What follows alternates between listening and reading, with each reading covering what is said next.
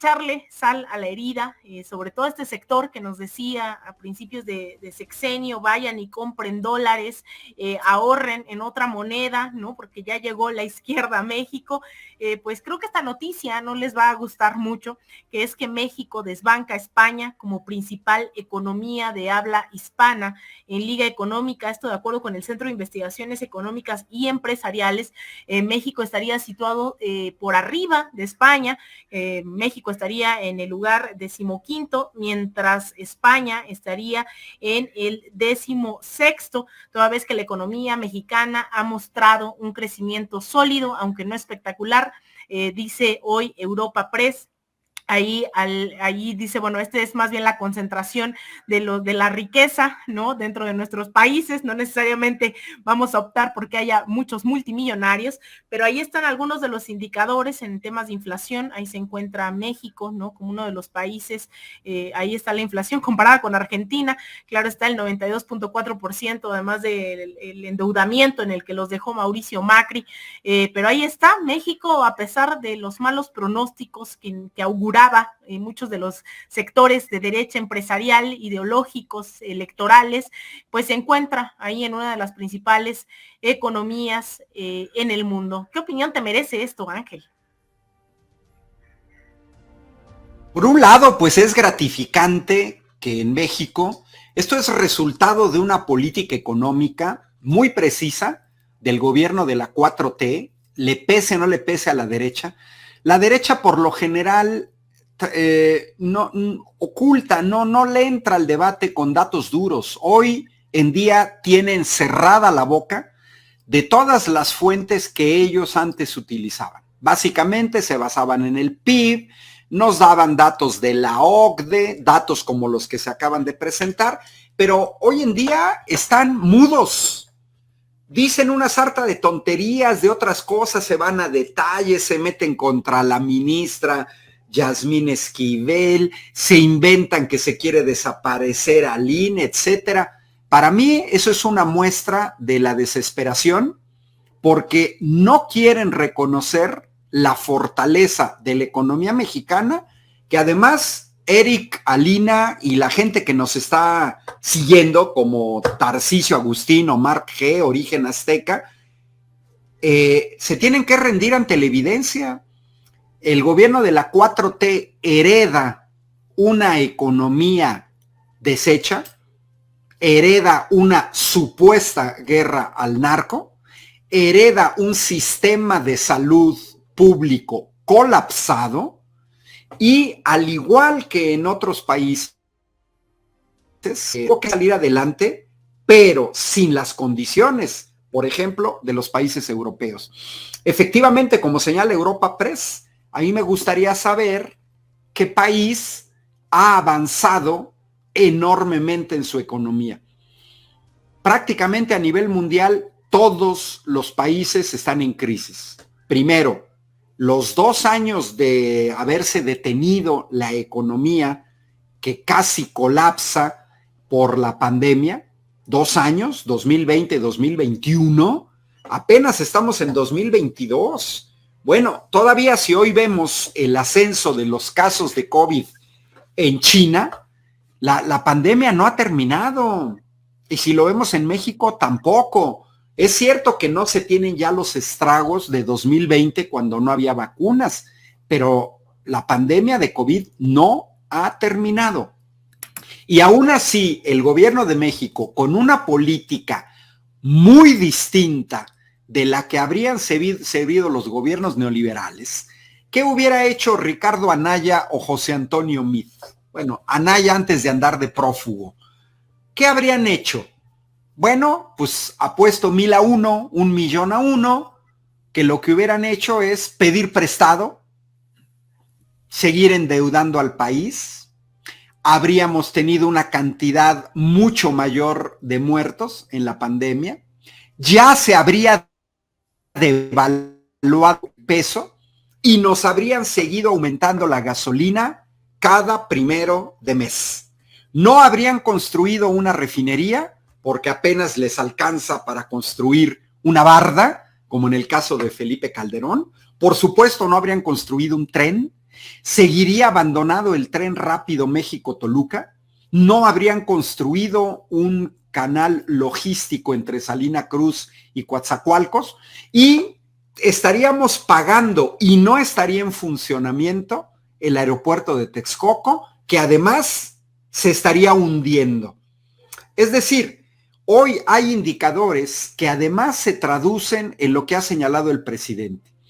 ¿De qué sirve un PIB o un crecimiento del PIB si, como nos acabas de mostrar en unas diapositivas, ese crecimiento del PIB solamente sirve para hacer más ricos a los ricos, como pasó en Estados Unidos con la pandemia, con Jeff Bezos, con Elon Musk, con Mark Zuckerberg?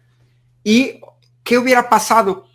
Pues se hubieran hecho más ricos los ricos y más pobres los pobres. Efectivamente, la política del gobierno de la 4T ha sido sí crecimiento económico, pero con distribución de la riqueza. Y la distribución de la riqueza se ha dado a través de programas sociales que potenciaron durante la pandemia el mercado interno. Esas ayudas que desprecian los fifís a la gente de la tercera edad, a madres solteras, a personas con discapacidad, a estudiantes en dificultades económicas, en realidad permitieron durante la pandemia que no colapsaran los negocios pequeños, que siguieran funcionando en época de crisis.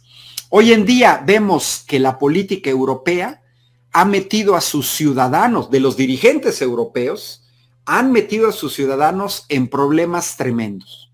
Hoy en día los europeos sufren de la carestía, la electricidad al doble, los precios del gas un 44% más caro, perdón, al revés, 112% de aumento en el precio del gas, más del doble, y un aumento del 44% en la electricidad, y por supuesto un aumento en todos los combustibles, sea carbón, combustóleo, el gas, gasolinas, diésel. Los europeos ahorita están pagando un precio altísimo por las medidas tomadas por su clase política.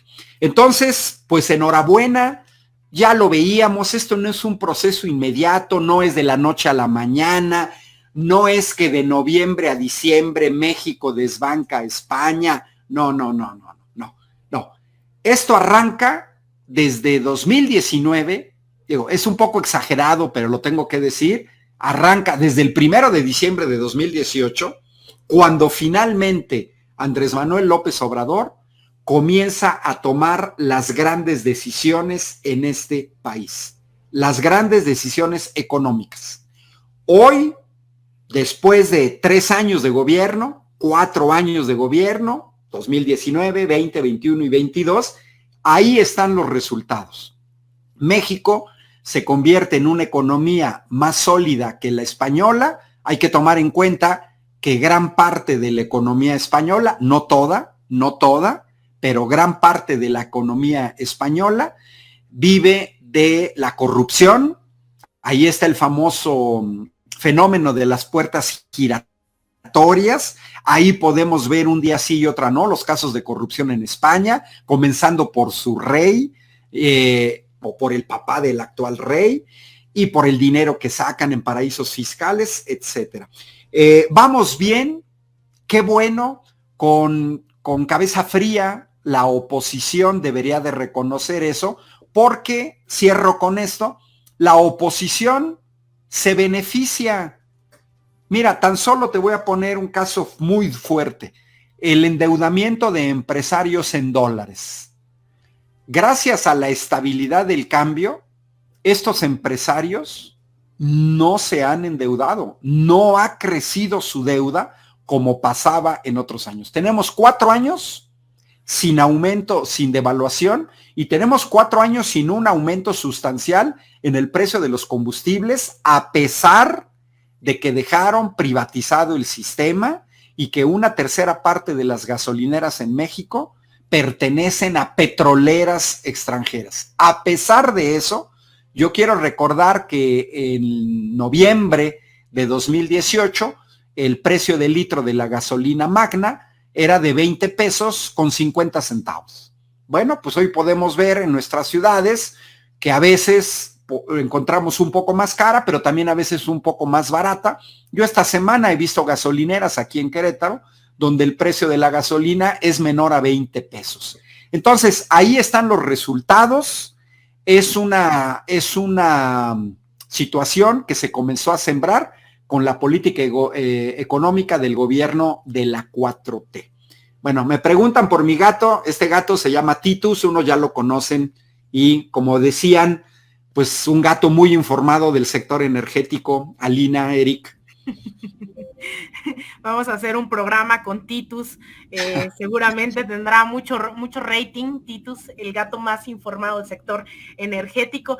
Y mira, yo creo que pones muchos acentos, Ángel, sobre todo en estos grandes mitos, nuevamente recurriendo a los mitos del neoliberalismo, ¿no? En donde hay que crecer, hay que hablar de desarrollo, pero a costa de qué. Y esas son las grandes diferencias de lo que se plantea hoy, al menos en México, ¿no? Esta redistribución de la riqueza, ¿no? Ese crecimiento con, estos programas sociales, esta redistribución de las riquezas del gobierno que no se habían dado, y que hay un sector que desprecia bastante estos cambios de vida, ¿no? Representan cambios de vida para muchos sectores de la población, lo cual evidentemente a la derecha pues también le pone bastante mal, pensando en que se dedicaban a establecer privilegios, más no a acabar con ellos.